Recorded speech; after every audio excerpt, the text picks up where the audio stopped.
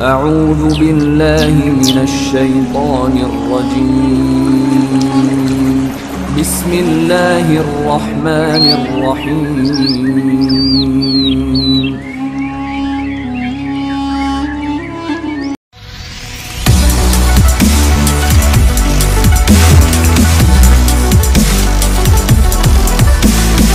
Kitab Daqaiqul Akbar bab 21, penjelasan tentang tiupan yang membinasakan dan kemudian tiupan yang mengagetkan. Dan sangkakala ditiup, lalu sampailah kejutannya pada penduduk langit dan penduduk bumi, kecuali hamba-hamba yang dikehendaki oleh Allah Subhanahu wa ta'ala. Gunung-gunung berjalan beterbangan, langit berhamburan hancur, bumi bergoncang seperti perahu di dalam air. Wanita-wanita hamil melahirkan kandungannya. Wanita-wanita yang menyusui lalai dari anak yang disusui. Anak-anak kecil menjadi beruban di rambutnya. Para setan menjadi bingung. Bintang-bintang berguguran kepada mereka. Matahari menjadi gerhana. Langit dilenyapkan dari atas mereka, sedangkan manusia saat itu dalam keadaan lupa. Demikian adalah firman Allah yang maha luhur, yang artinya, sesungguhnya kegoncangan hari kiamat itu adalah suatu kejadian yang sangat dahsyat. Dalam surat Al-Hajj ayat 1. Kejadian seperti itu berlangsung selama 40 hari. Diriwayatkan dari sahabat Ibnu Abbas radhiyallahu an berkata, Rasulullah shallallahu alaihi wasallam pernah membaca firman Allah yang maha luhur, "Wahai manusia, bertakwalah kepada Tuhanmu, sesungguhnya kegoncangan hari kiamat itu adalah suatu kejadian yang sangat besar dan dahsyat." Surat Al-Hajj ayat 1.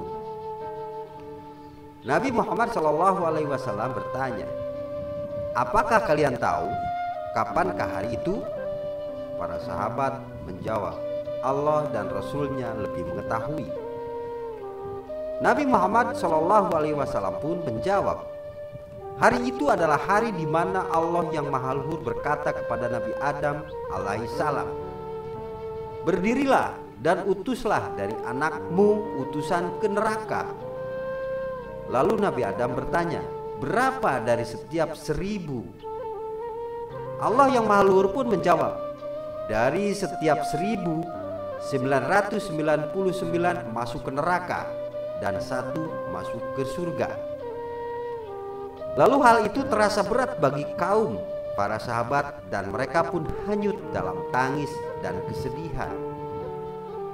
Lalu Nabi Allah Muhammad SAW berkata, "Sesungguhnya aku berharap adalah 1/4 bagian dari penghuni surga."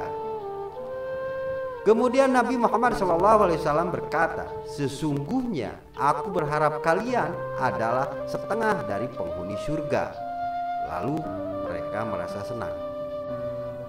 Lalu Nabi Muhammad SAW pun berkata, "Sesungguhnya aku berharap kalian adalah 2/3 dari penghuni surga." Lalu Nabi Muhammad berkata, "Berbahagialah, sesungguhnya kalian di dalam umat-umat seperti sebuah bulu di perut unta. Sesungguhnya kalian adalah 1 bagian dari 1000 bagian."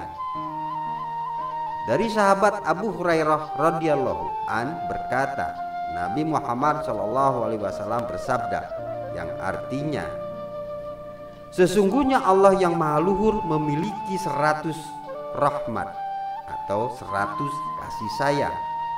Dia menurunkan 1 rahmat kepada manusia, jin, hewan ternak, hewan menjadi jinak, dan singa, hewan buas. Lalu karena rahmat itu mereka saling mengasihi, dan karena rahmat itu mereka saling menyayangi. Dan dia menyimpan 99 rahmat. Dia merahmati, mengasihi, dan rahmat itu kepada hamba-hambanya di hari kiamat." Kemudian Allah memerintahkan kepada malaikat Israfil alaihissalam untuk meniup tiupan yang membinasakan. Lalu dia pun meniupnya sembari berkata, "Wahai ruh-ruh yang telanjang, keluarlah atas perintah Allah yang maha luhur." Lalu binasa dan matilah penghuni langit dan bumi, kecuali hamba-hamba yang dikehendaki oleh Allah yang maha luhur. Dikatakan dalam sebuah riwayat, mereka adalah orang-orang yang mati syahid karena sesungguhnya mereka hidup di sisi Tuhan, sebagaimana Allah yang maha luhur berfirman, yang artinya, "Dan janganlah kamu mengatakan terhadap orang-orang yang gugur di jalan Allah bahwa mereka itu mati.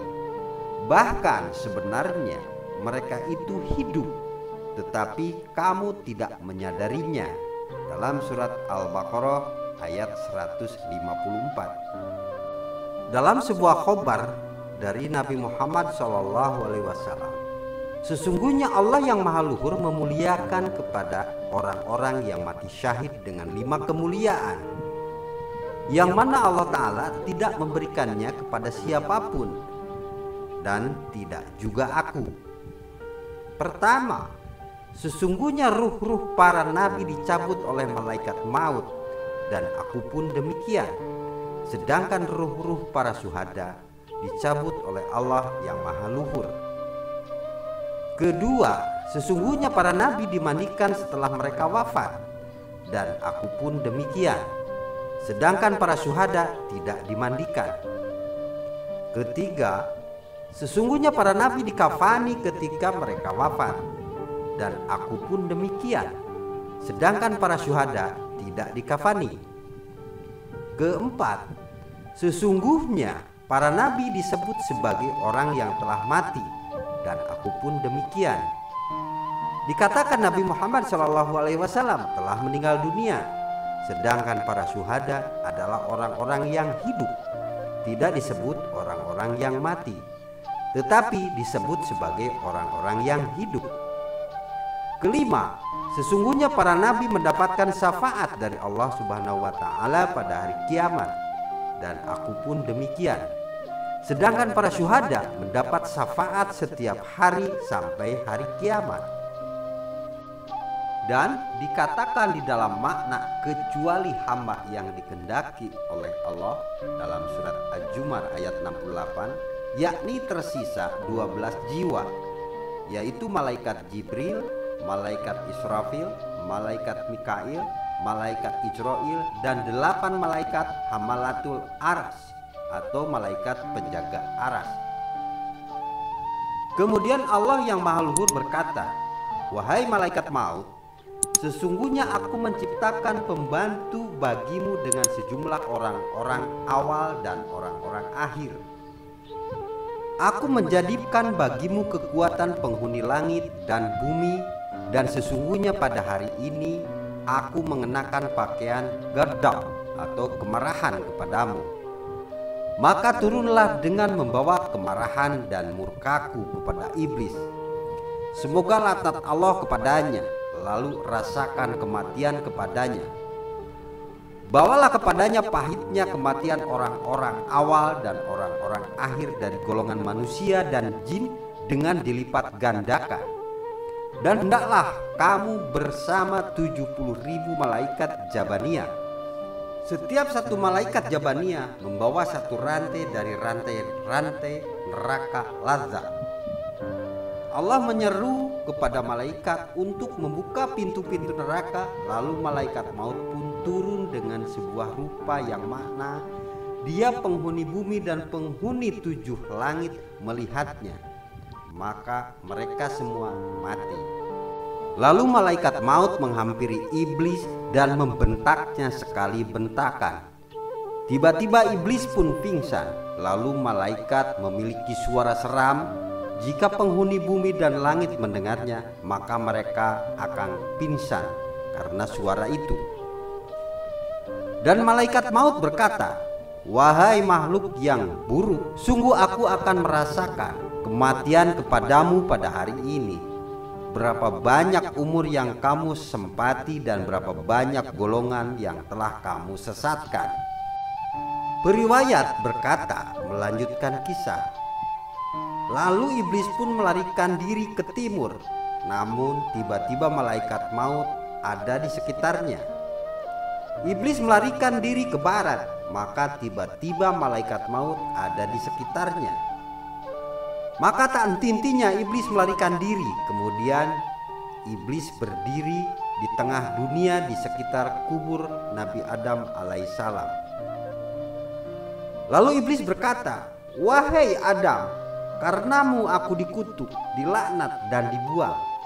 Lalu iblis berkata, "Wahai malaikat maut, dengan gelas apa kamu akan memberiku minum? Dengan siksa apa kamu akan mencabut ruhku?" Malaikat maut pun menjawab, "Dengan gelas neraka Ladza dan neraka Sa'ir." Iblis pun terjatuh ke tanah berulang kali sampai tatkala dia berada di tempat di mana dia diturunkan dan dilaknati. Sedangkan malaikat Jabaniyah telah melemparinya dengan tombak. Malaikat Jabaniyah pun menangkap dan melukainya. Lalu tersisalah iblis dalam keadaan sakaratul maut, sesuatu yang dikehendaki oleh Allah. Wallahu alam bisawab.